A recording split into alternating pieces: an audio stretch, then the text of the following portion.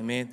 오늘은 고린도전서 네 번째 시간입니다. 그리고 살아있는 교회, 살아내는 성도라는 우리 교회 표어를 생각하면서 고린도전서의 말씀을 보는 또 시간입니다.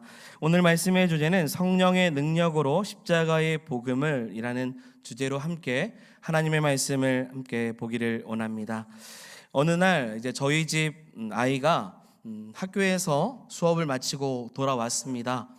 아이는 오늘 학교에서 있었던 일 중에서 자신이 점심시간에 있었던 일을 이야기하기 시작했습니다. 그리고 본인이 말하기를 자기는 점심 식사 시간에 울었다는 이야기를 했습니다.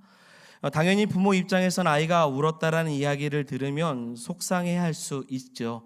왜 울었을까 싶습니다. 그래서 무슨 일인가 싶어서 아이에게 물어보니 학교 급식 반찬으로 돈가스가 나왔는데 돈가스가 너무 맛있었다라는 겁니다. 그래서 한 개를 더 먹고 싶었다고 했어요. 그래서 한 개를 더 먹으려고 했는데 담임 선생님이 한 개만 먹어야 한다고 해서 속상해서 울었다고 했습니다. 아마 다른 부모였다면 아이가 얼마나 먹고 싶었으면 돈가스 하나 좀 더 주지라고 먹게 해주지라고 생각할 수 있을 겁니다. 하지만 저는 다릅니다. 전 다르게 물어봤어요. 아이에게 물어봤어요. 도대체 돈가스 크기가 얼마나니? 라고 물어봤어요. 이만할 수 있잖아요. 미니 돈가스 몇 개 이렇게 넣어줄 수도 있잖아요. 아까 사진은 이제 공덕초등학교 시판이지만 그날 식사는 아닙니다. 그리고 작은 걸 수도 있고 좀 큰 거일 수도 있죠. 그랬더니 아이가 얼마나냐고 물어보니 아이가 이만하다고 이야기를 하는 거예요. 자기 손으로 이야기를 하는 겁니다. 그래서 선생님의 마음을 좀 공감을 했어요. 아이가 과식할까 봐 건강을 생각해서 자제를 시킨 겁니다. 요즘 들어서 아빠 닮아서 계속 통통해지는데 아이가 뚱뚱해질까 봐 선생님께서는 아이의 건강을 생각해서 더 먹고 싶지만 먹지 못하게 하신 것이죠. 요즘 학교에서는 웬만한 급식 잘 나옵니다. 제가 급식이 잘 나오지 않는다는 이야기가 아니에요. 너무 잘 나와요. 반찬도 고루고루 잘 나옵니다. 제가 그래서 아들한테 어떤 이야기도 했냐면 아빠도 학교 가서 급식 같이 먹고 싶다고 이야기를 할 정도였습니다. 여러분, 건강한 성장은 아이가 원하는 것을 주는 것이 아니라 아이에게 필요한 것을 주는 것입니다. 무슨 말이냐면 아이가 원하는 것을 주기 시작하면 아이는 성장하기보다 편식을 하기 때문에 골고루 먹지 않기 때문에 원하는 것만 찾기 때문에 오히려 아이의 성장을 방해할 수 있다는 것이죠. 아이가 초콜릿을 좋아한다고 해서 삼시세끼 초콜릿을 준다면 그것은 아이를 사랑하는 마음이 아닐 것입니다. 부모로서의 역할도 잘 감당하지 못한 행동일 수 있죠. 여러분, 지난 시간에 우리가 배운 말씀을 한번 기억해 보면서 말씀을 들어가는 겁니다. 바울이요, 복음을 전할 때 헬라인은 무엇을 원했습니까? 기억하십니까? 헬라인은 뭘 원했죠? 지식을 원했습니다. 지혜를 원했어요. 또한 유대인들은 무엇을 원했습니까? 표적을 원했습니다. 제가 지금 설교를 하고 있는 거죠. 말씀을 하시는 거죠. 대답을 하시는 거죠. 지금 새롭게 하는 거 아니죠. 여러분, 헬라인은 바울이 전하는 복음 앞에서 자신들이 원하고 추구하는 지혜를 원했습니다. 유대인들은 바울이 전하는 복음 앞에서 자신들이 추구하는 표적만을 구했죠. 그래서 1장 22절의 말씀입니다. 한 번 더 같이 읽어볼까요?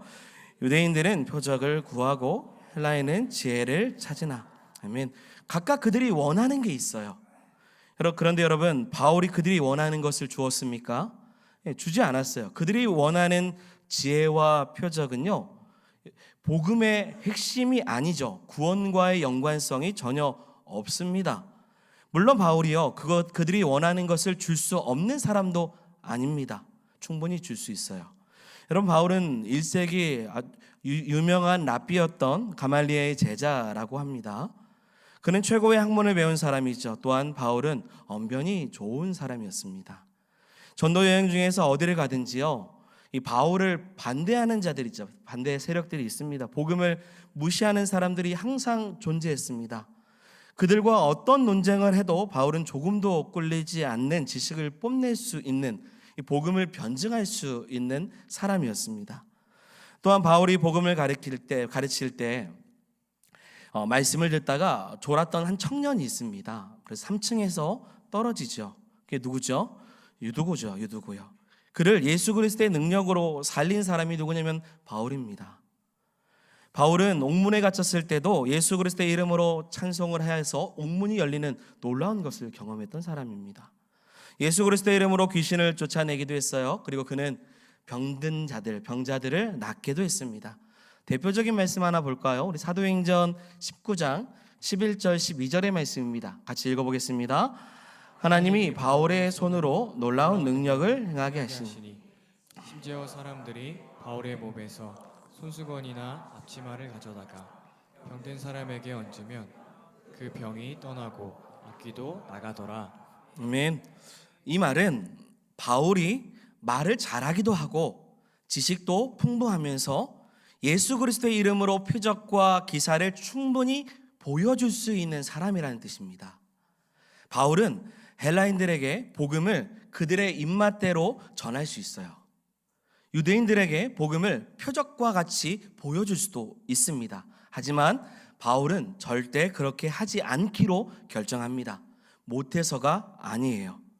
그들이 원하는 대로 한다면 구원을 오해할 수 있고요.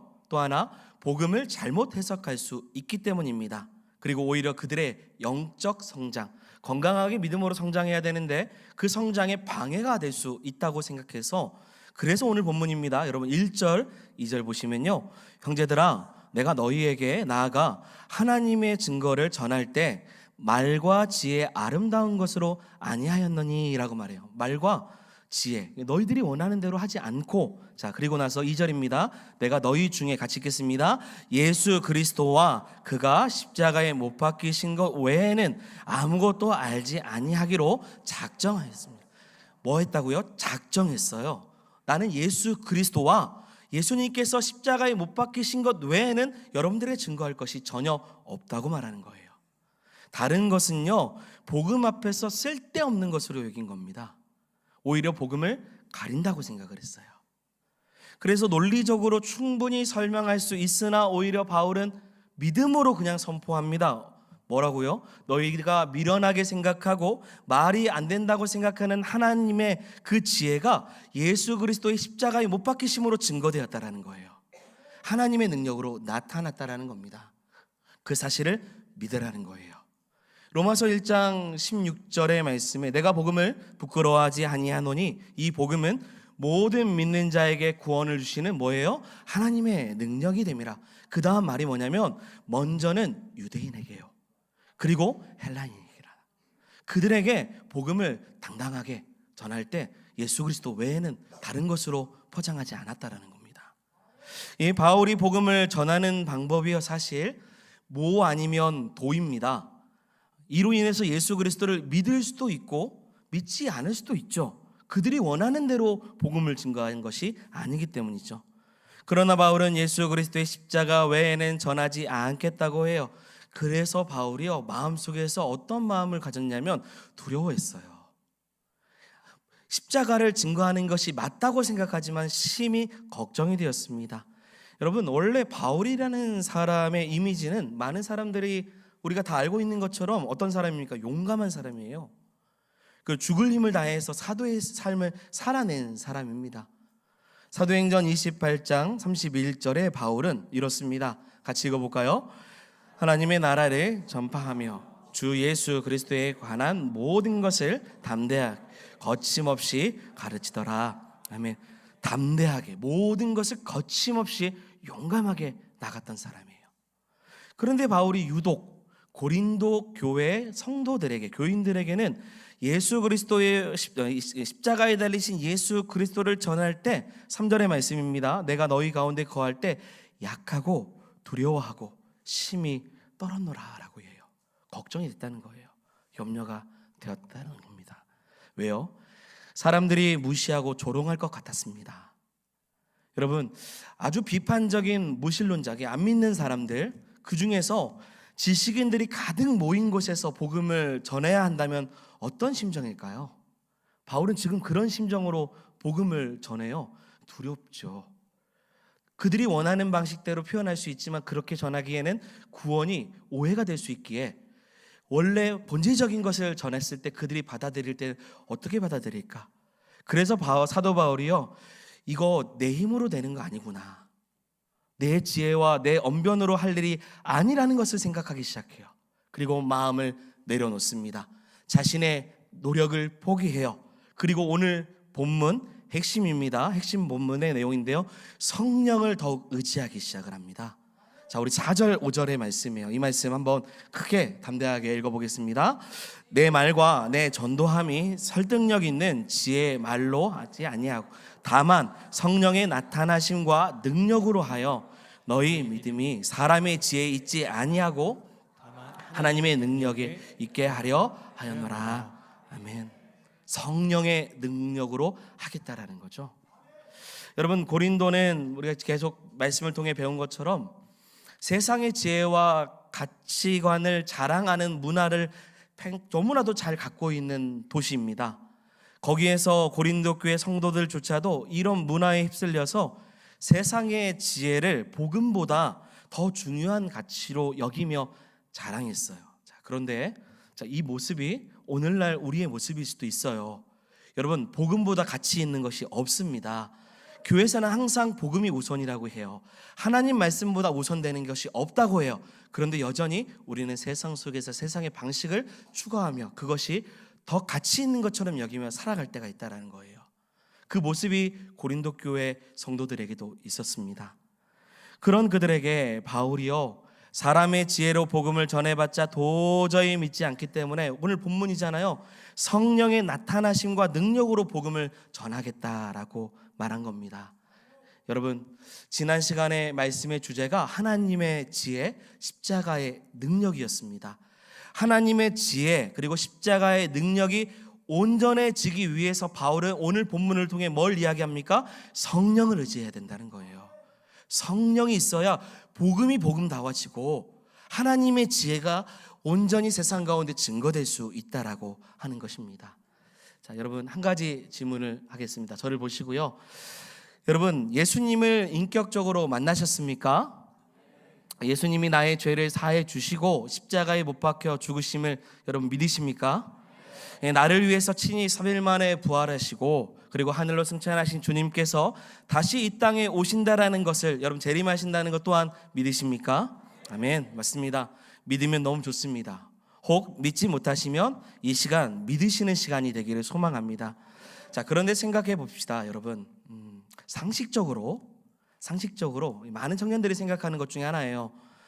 예수님께서 십자가에 못 박히심과 나의 구원과의 관계는 매우 직접적이지 않는다라는 거예요. 논리적으로 생각해 보면 예수님이 십자가에 못 박히심이 어찌 우리의 죄를 사해 주시는 것인가 라고 생각해 본다면 이성적으로는 도저히 이해가 안 된다는 겁니다. 여러분, 내가 깨끗해지려면 어떻게 해야 돼요? 내가 씻어야 되죠. 내가 죄를 범하였으면 내가 벌을 받아야 됩니다. 그래서 죄 사함을 받아야 되죠. 나 죄 지었는데 내가 그 죄에 대한 합당한 벌을 받고 해결하는 거예요. 그럼 죄 사함 받는 거죠. 운전을 하다가 제가 신호를 어겼습니다. 그러면 어긴 사람이 접니다.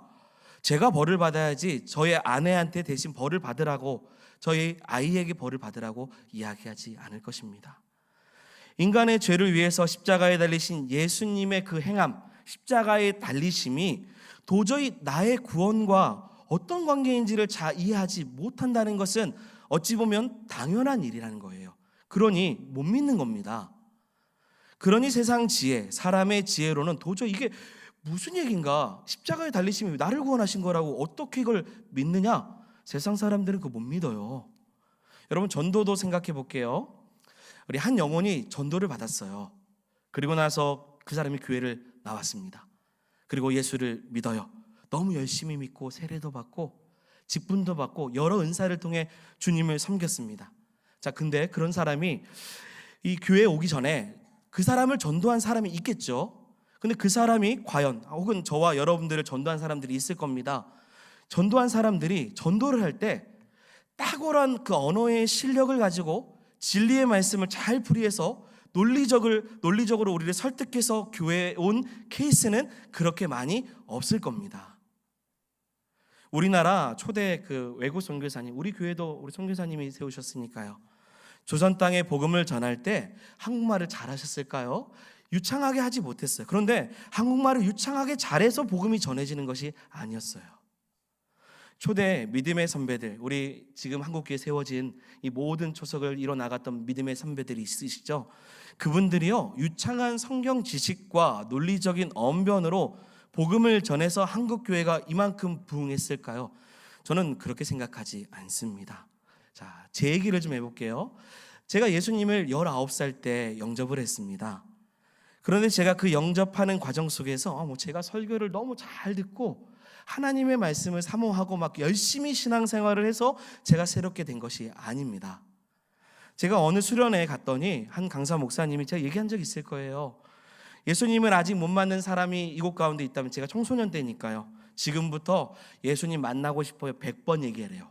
기도 못할 것 같으면, 기도할 줄 모르고 예수님 못 만났으면 한번 예수님 만나고 싶어요 얘기하라는 거죠. 제가 60번 하다가 만났어요. 60번 앉아가지고. 그때 눈물 콧물 좀 그 자리에서 방언받고 은혜 많이 받았어요. 사람들이, 친구들이 많이 놀랐습니다. 수련회 둘째 날 저녁에 마지막 집회 때 제가 예수님을 너무 극적으로 만났기 때문이죠. 이건 논리적으로 설명을 해본다면 설명할 길이 없어요. 내가 어떻게 예수님 만났을까? 여러분, 예수님을 만났던 기억을 되새겨 보시길 바랍니다. 내가 어떻게 예수님을 만났을까? 이거 언제 만났냐, 어디서 만났냐가 아니라 내가 어떻게 예수님 믿었지? 인간의 지혜와 세상의 지혜로는 도저히 믿을 수가 없는 겁니다. 여러분, 선교지에서도 똑같습니다. 우리 이영환 목사님 사모님도 계시기 때문에요, 선교지에서는요, 말도 안 되는 방법으로 하나님께서 구원의 역사를 이루셔요. 언어적인 것이 잘 통하지 않아도, 복음의 지식이 풍부하지 않아도, 부족해도요, 구원하신 은혜를 허락해 주셔요. 그래서 믿게 하신다라는 거죠. 이거 설명이 안 돼요. 인간의 지혜, 세상의 지혜로는 도저히 답이 안 돼요. 이 이야기를 하는 거예요. 이 일이 가능한 이유는 바울이 예수 그리스도를 전할 때 어떤 역사가 있었냐면 성령의 역사가 있었기 때문이라는 거죠. 성령을 의지했기 때문에 복음이 복음답게 세상의 지혜를 뚫고 하나님의 지혜가 그들의 인생 가운데 찾아왔다는 거예요. 십자가의 능력이 무엇인지를, 그 먼 십자가가 어떻게 나에게 다가왔는지를 깨닫게 하셨다라는 거죠. 여러분, 그래서 4절 말씀 다시 보시면, 다만 성령의 나타나심과 능력으로 하였다고 했어요. 무엇을요? 복음을요. 복음을. 여러분, 전도하다가요, 혹은 이제 총동원 주일이 다음 달이잖아요. 이웃에게 복음을 전할 때 그들이 여러분들의 그 복음을 듣고 미련하다고 얘기할 거예요.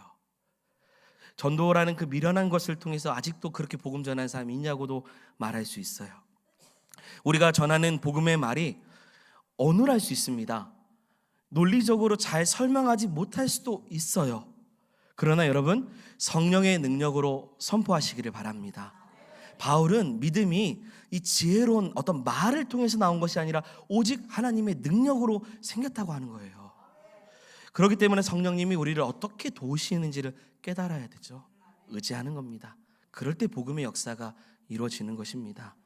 그러면 성령께서 우리를 어떻게 도우셨는지, 어떻게 복음이 전해졌는지 우리 추가 말씀 한번 볼까요? 요한복음 14장 우리 17절부터 18절의 말씀을 한번 같이 읽어보겠습니다. 진리의 영이라 세상은 능히 그를 받지 못하니 이는 그를 보지도 못하고 알지도 못함이라. 그러나 너희는 그를 아나니 그는 너희와 함께 거하심이요 또 너희 속에 계시겠음이라. 내가 너희를 고아와 같이 버려두지 아니하고 너희에게로 오리라. 아멘. 이 말씀은 성령 하나님께서 우리의 마음 속에 영원히 내주하시는 거죠. 할렐루야. 그래서 우리 눈으로 보지 못하고 귀로 듣지 못하고 우리의 마음으로, 사람의 마음으로 깨닫지 않았던 모든 것을 누가 깨닫게 하시는 거예요? 성령 하나님께서 깨닫게 하신다는 거죠. 그 깨닫게 하시는 역사가 일어났다는 거, 진리의 영이요. 요한복음 14장 25절 26절의 말씀입니다. 이어서 읽겠습니다. 내가 아직 너희와 함께 있어서 이 말을 너희에게 하거니와 보혜사 곧 아버지께서 내 이름으로 보내실 성령, 그가 너희에게 모든 것을 가르치고 내가 너희에게 말한 모든 것을 생각내게 하리라. 아멘. 성령 하나님께서 여러분 우리에게 예수 그리스도를 가르쳐 주셔요. 우리의 시선을 새롭게 하시고요, 예수님이 우리의 구주 되심을 깨닫게 하십니다. 그래서 우리가 복음을 전할 때도 우리가 어떻게 해야 될지를 하나하나 다 알려주신다라는 거죠. 또한 우리 성령 하나님은요, 우리로 하여금 하나님께서 은혜를 주셨다라는 것도 알게 하신다고 해요. 오늘 본문 다시 볼까요? 우리 본문 10절부터 12절의 말씀입니다.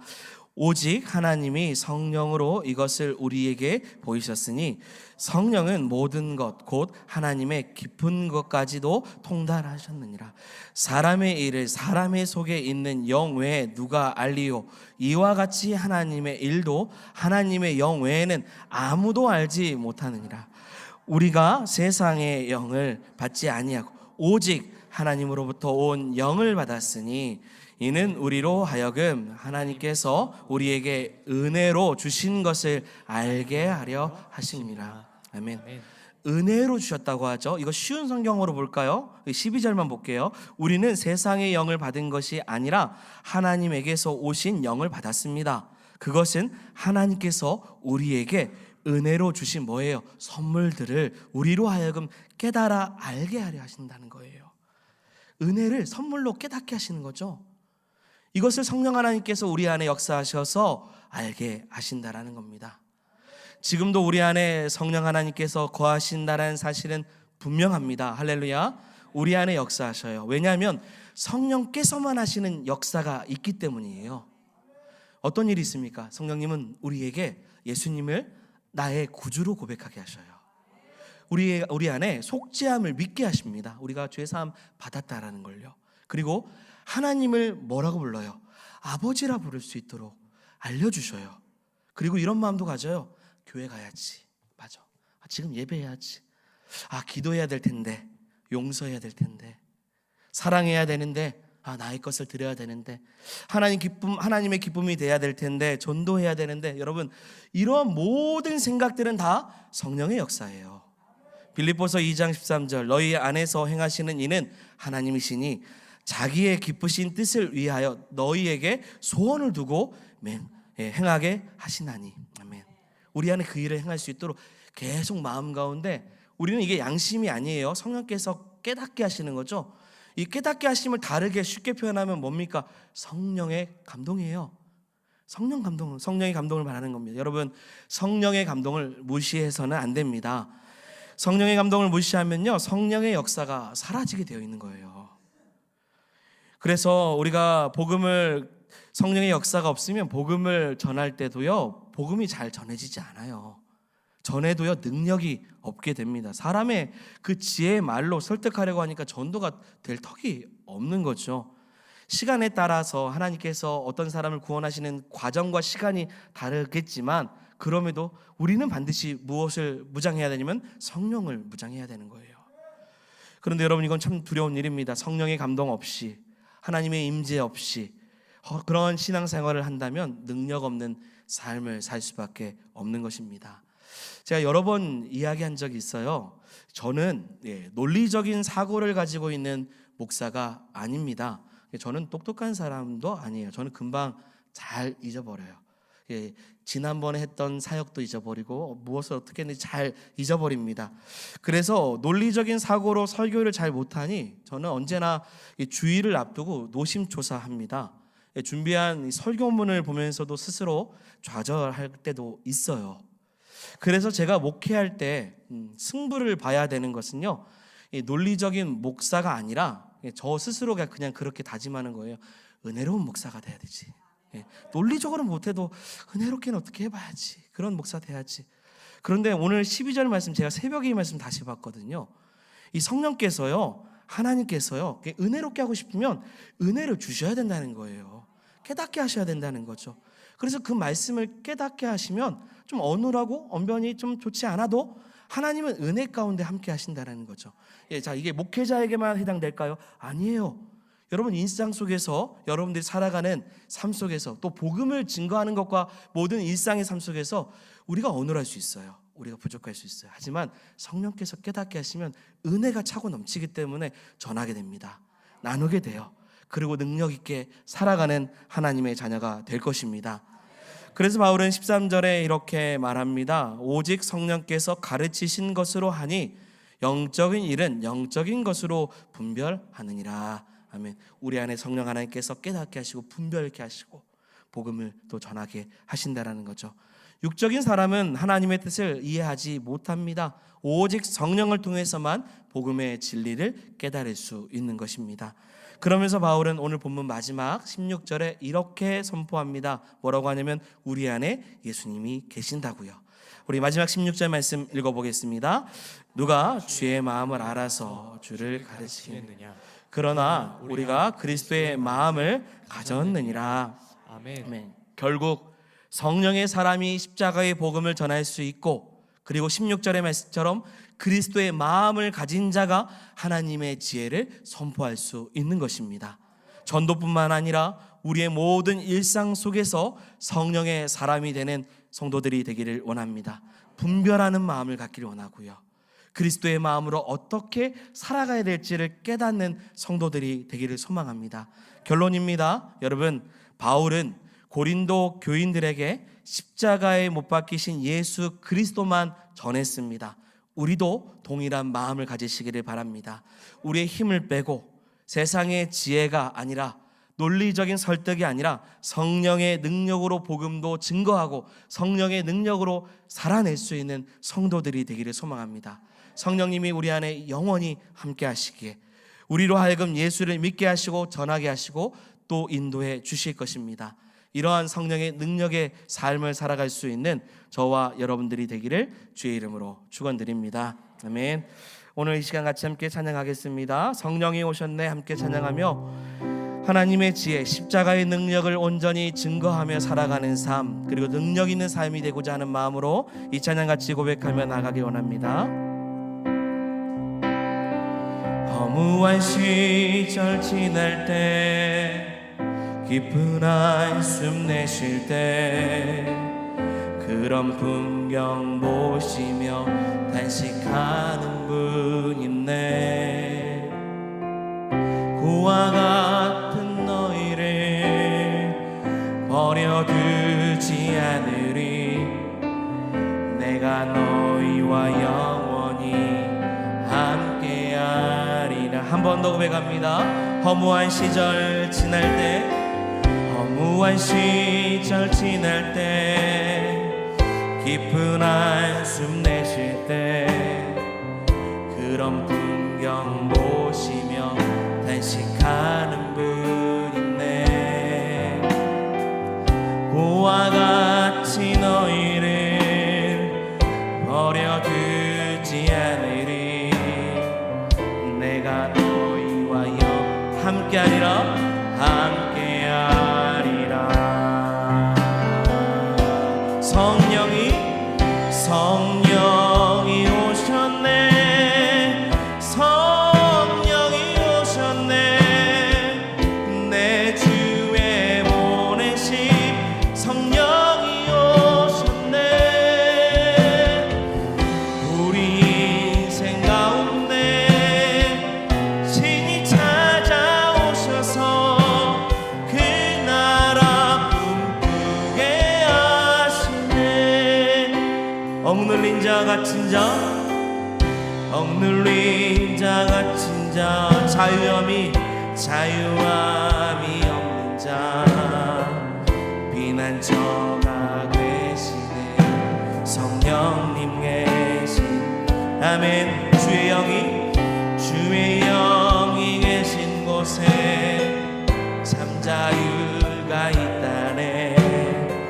진리의 영이신 성령이, 한 번 더 고백합니다. 억눌린 자 갇힌 자, 우리 인생을 드립니다.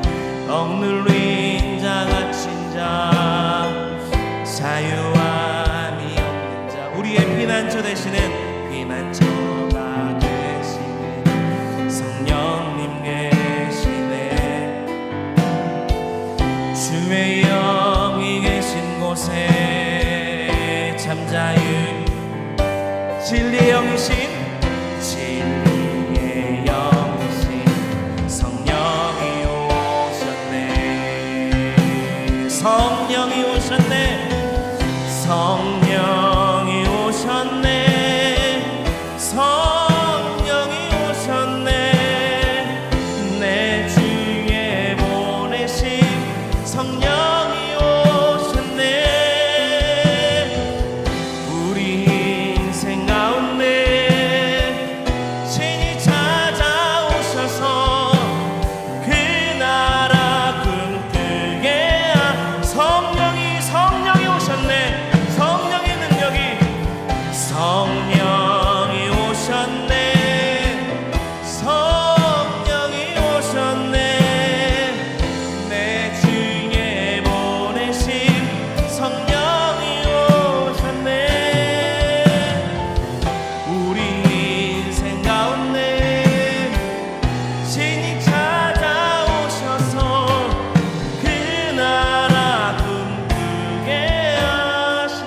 간절히 사모합니다. 성령이 오셨네, 성령이 오셨네, 성령이 오셨네. 내 주의 보내심 성령